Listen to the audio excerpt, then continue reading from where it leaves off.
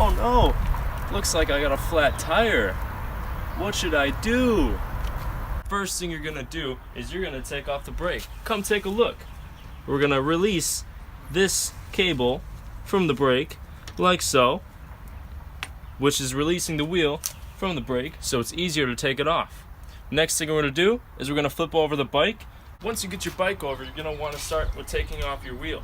But most bikes are gonna have what's called a cassette. When you release this lever, you're able to take the wheel off. It's gonna loosen it up and you can take it off much easier.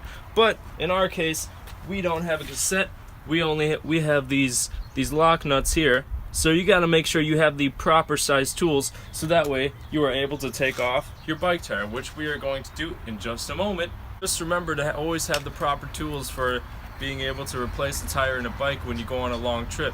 For us, we needed a 5/8 size socket for the nuts on either side of our bike.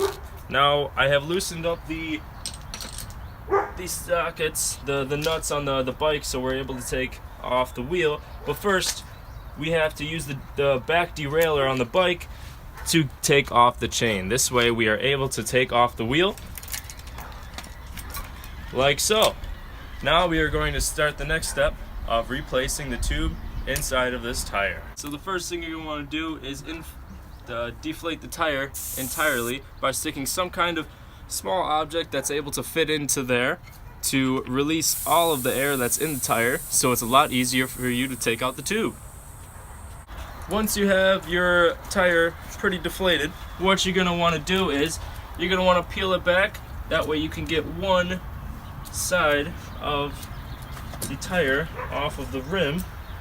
You're going to be able to take off at some point.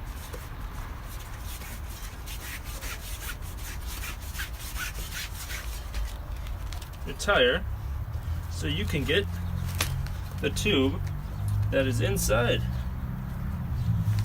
And also make sure to remember where the valve is, like I said, just so you can remember where to put the tire back in so you can replace it. Just like that. Once you get your new tube, you're going to want to make sure to put your valve back into the same place you found it. And then you're going to want to tuck your tire back into, tuck your tube back into the tire, like so.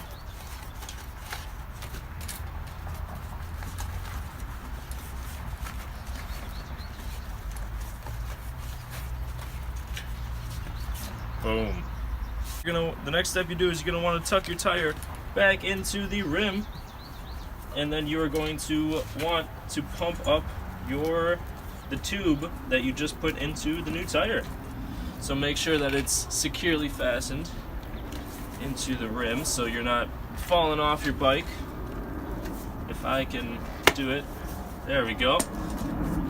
And you're going to want to find the valve, and you're going to want to pump back up your tire. Alright, the last couple steps you're going to do once you get your tire pumped up, remember, hit this back derailleur. You're going to pull it back so you're able to put the gears back onto the chain back onto the gears. Put your bike back in place where it should meet up with the bolts. Let go of the derailleur, and you're going to want to tighten up. Make sure this is nice and tight so that way you're not bobbling around. Alright, let's put this brake back on the bike here. If I can get it on there. Nice and easy. There we go. Oh, I didn't see you there. Yeah, I'm just putting my brakes back together. I got the whole bike set up. Now, just don't forget, kids, to do your ABC quick trick. A stands for air, check your air in your tires. B stands for brake, make sure your back brakes are working, front brakes are working. C stands for the cassette. Make sure that is in the locking position, and also checking your chain. Make sure that she's ready to go. Give her a quick pedal, see if she's good. She is. And then, I guess there's nothing left to do. We're right off into the sunset. See you later, kids.